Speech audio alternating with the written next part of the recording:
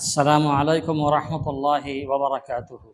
সম্মানিত দিনদার মুত্তাকি পরেজগার ভাইরা, আমরা আজকের ভিডিওতে বিষয়বস্তু এনেছি মৃত্যুর পরে মৃত্যু ব্যক্তি কত বছর পর্যন্ত নিজের আত্মীয় স্বজনদের মনে রাখে এবং তাদের জন্য কান্না করে।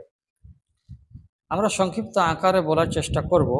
এর উত্তরে আমরা বলবো যে হ্যাঁ, নতুন কেউ যখন মারা যায় তখন তার রূহ নেক মানুষের ঠিকানায় গেলে তাকে পরিচিত যারা মৃত্যু ব্যক্তি থাকে তারা চিনতে পারে এবং তারা পরস্পর আলোচনা করে সাক্ষাতে খুশি হয়। দুনিয়ায় রয়ে যাওয়া ব্যক্তিদের ব্যাপারে তারা কি করে আত্মীয় স্বজনদের ব্যাপারে বিষয়ে জিজ্ঞাসাবাদ করে। এটি হাদিস থেকে পাওয়া যায়। এতে বোঝা যায় যে মৃত্যু ব্যক্তিরা জীবিত আত্মীয় স্বজনদের কথা মনে রাখে, সেখানেও মরে যাওয়ার পরেও।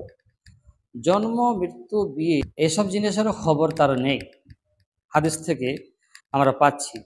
আবার কেউ মারা গেছে অথচ এখানে আসেনি, তো এই বুঝতে পেরে কষ্ট অনুভব করে এবং বলে ইন্না লিল্লাহি ওয়া ইন্না ইলাইহি রাজিউন। সে হয়তো সিজ্জিনে চলে গেছে, অর্থাৎ আত্মীয় স্বজনদের মধ্যে তারা যদি মারা যায় এবং তাদের সাথে যদি সাক্ষাৎ না হয়, অন্য মৃত্যু ব্যক্তি যারা তাদের সাথে থাকে পরে মারা গেছে তাদেরকে জিজ্ঞাসা করে এবং এই খবর যখন পায় যে সেও মারা গেছে, তখন তারা বুঝতে পারে যে আমাদের কাছে আসে না, এর থেকে বোঝা যাচ্ছে আমাদের কাছে আসে না, এর থেকে বোঝা যাচ্ছে যে সে সিজ্জিনে চলে গেছে, তার জন্য দুঃখ প্রকাশ করে। এখানে আরেকটি বিষয় রয়েছে যে যেখানে অবিশ্বাসী ও পাপীদের রূহ চলে যায়, এই বিষয়ে ইবনে কাইয়িম আল জাওজিয়া রচিত রূহ কিতাবে দীর্ঘ আলোচনা রয়েছে। 3 নম্বর যেটা রয়েছে সাহিহুল বুখারী এবং মুসলিমের হাদিস 121 নম্বর।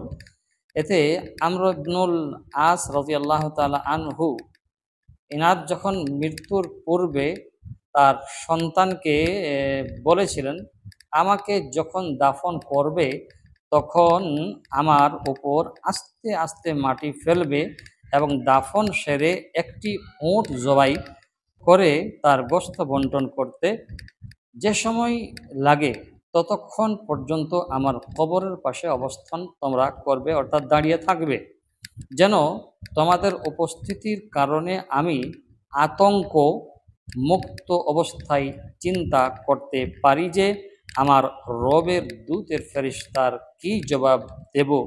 এখানে আলে ইমরানে 169 এবং 171 নম্বর আয়াতে আমরা পাচ্ছি যে তারা আল্লাহর পক্ষ থেকে নিয়ামত ও অনুগ্রহ লাভ করে খুশি হয়। সূরাতুল আল ইমরান আয়াত নম্বর 171। এই আয়াতসমূহ দ্বারা তাদের পরস্পর মিলিত হওয়ার 3 ভাবে প্রমাণিত হয়। প্রথম প্রকার হলো যে তারা শহীদগণ, যারা শহীদ তারা জীবিত, এবং আল্লাহ তাবারক ওয়া তাআলা কোরআনে পাকের মধ্যে বলেছেন। তো আর যারা জীবিত তারা পরস্পরের সাথে মিলিত হয়, সাক্ষাৎ করে, দেখা দেয়, মোলাকাত হয়।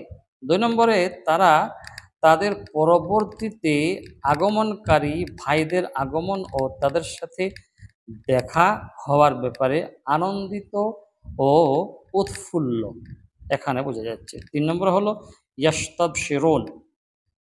এই শব্দ প্রমাণ করে যে তারা পরস্পরে সুসংবাদ দেয় এবং খুশি হয়।